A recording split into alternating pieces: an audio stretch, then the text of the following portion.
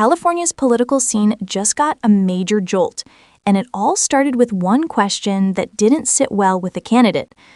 During a recent CBS News interview, California gubernatorial candidate and former Congresswoman Katie Porter abruptly ended her sit-down after a tense exchange about former President Donald Trump and his supporters. Reporter Julie Watts asked Porter what she would say to the 40% of California voters, those who supported Trump, whose backing she might need in order to win. Porter seemed immediately defensive. She asked, "How would I need them in order to win, ma'am?"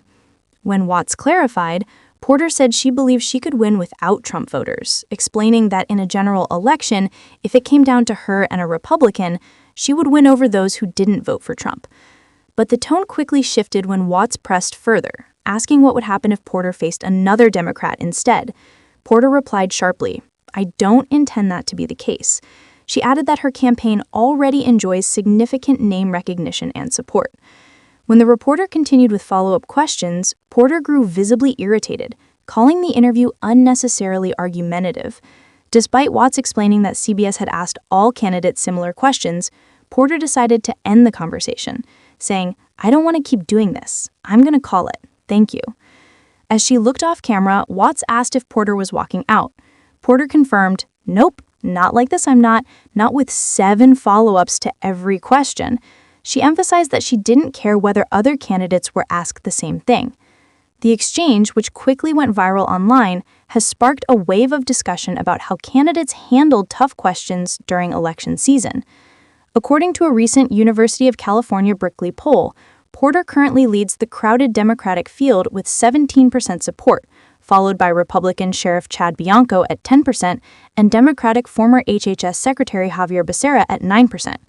Yet a massive 38% of California voters remain undecided, a reminder that this race is far from over. Following the viral clip, both Becerra and former Los Angeles Mayor Antonio Villaraigosa criticized Porter's handling of the situation.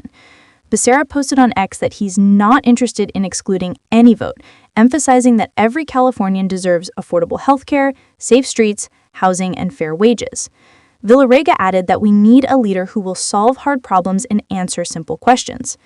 With the California governor's race rated as solidly Democratic by the Cook Political Report, the real competition might come down to how candidates like Porter handle pressure and how they connect with the millions of voters still on the fence. This story highlights one of the most important lessons in modern politics. Sometimes it's not the question that defines you, but how you respond to it. Before you go, don't forget to subscribe to InsightPulse for more breaking updates, political analysis, and in-depth discussions that go beyond the headlines. Stay informed, stay sharp. This is InsightPulse.